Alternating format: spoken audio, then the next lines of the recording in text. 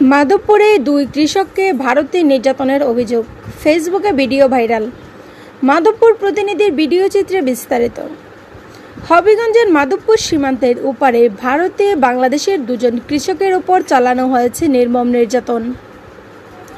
সামাজিক যোগাযোগ মাধ্যমে এ ভয়াবহ নির্যাতনের একটি ভিডিও ভাইরাল হয়েছে। 20 এপ্রিল রবিবার সকালে হবিগঞ্জের মাধবপুর সীমান্তের ওপারে ত্রিপুরা রাজ্যের সিদাই এলাকায় এ ঘটনা ঘটে।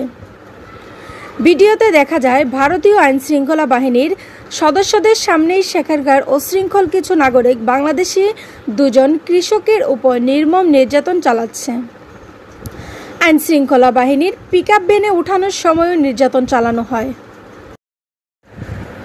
ভারতে নির্যাতনের শিকার হওয়া দুই কৃষক হলেন মাধবপুর উপজেলার চৌমুহনী ইউনিয়নের তুলসীপুর গ্রামের আব্দুল আলীর ছেলে তোফাজ্জল হোসেন ও একই গ্রামের ফরিদ মিয়ার ছেলে জামাল মিয়া।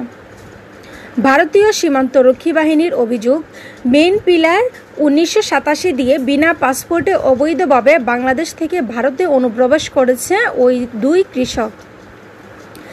এজন্য তাদেরকে আটক করা হয়। সীমান্তের মেইন পিলার 1988, যার GR 4,17,587, মানচিত্র 78P80 লাইনে ভারতীয় BSF ও বাংলাদেশি হবিগঞ্জ ব্যাটালিয়ন 55 বিজিবি সদস্যর এক পতাকা বৈঠক রবিবার সকালে অনুষ্ঠিত হয়। পতাকা বৈঠকে ভারতীয় BSF সদস্যরা হরিণখোলা সীমান্ত ফাঁড়ি সদস্যদের কাছে রবিবার বিকালে দুই কৃষককে ফেরত দেয়। হবিগঞ্জ ব্যাটালিয়ন 55 বিজিবির অধিনায়ক কর্নেল তানজিল আহমেদ জানান, পতাকা বৈঠকের মাধ্যমে ভারতে আটক তোফাজ্জল হোসেন ও জামাল মিয়াকে দেশে ফিরিয়ে আনা হয়েছে।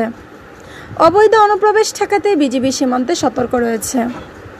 মাধবপুর থানার ইন্সপেক্টর তদন্ত কবির হোসেন জানান, আটককৃতদের বিরুদ্ধে অবৈধ অনুপ্রবেশের অভিযোগে মামলা হয়েছে, তাদেরকে আদালতে পাঠানো হয়েছে।